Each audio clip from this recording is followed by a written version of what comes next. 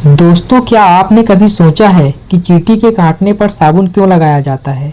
खाने के बाद एंटासिड क्यों दी जाती है? और नींबू से तांबे के बर्तन कैसे चमक जाते हैं?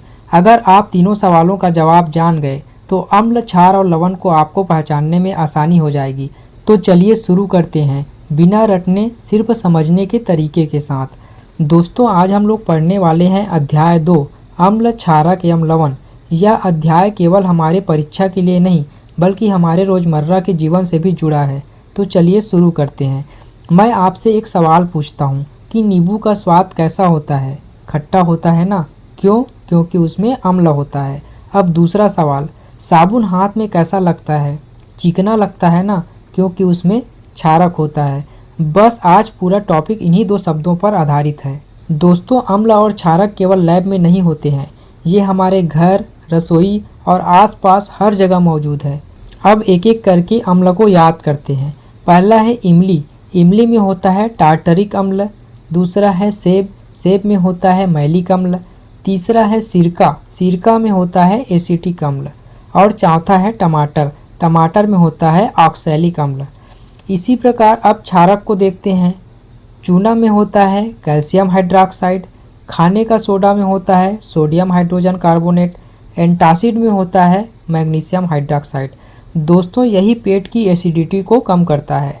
उसके बाद कपड़े धोने के सोडा में होता है सोडियम कार्बोनेट। दोस्तों, याद रखिए, सभी क्षार क्षारक होते हैं लेकिन सभी क्षारक क्षार नहीं होते।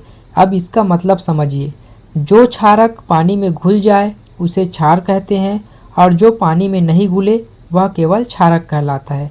अगर परीक्षा में आपको पूछा जाए कि क्या सभी क्षारक क्षार होते हैं तो इसका जवाब होगा नहीं, केवल पानी में घुलने वाले क्षारक को ही क्षार कहते हैं।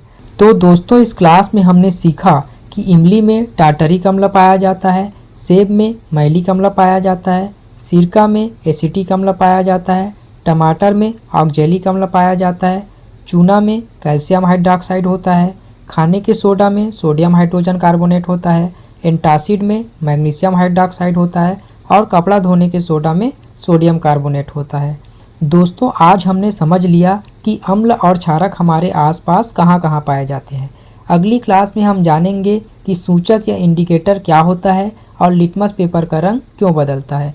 अगर आपको यह क्लास पसंद आया हो तो वीडियो को लाइक करें और अपने दोस्तों के साथ शेयर करें और सीजी बोर्ड सक्सेस एकेडमी को सब्सक्राइब करना बिल्कुल ना भूलें। तो मिलते हैं अगली क्लास में। धन्यवाद।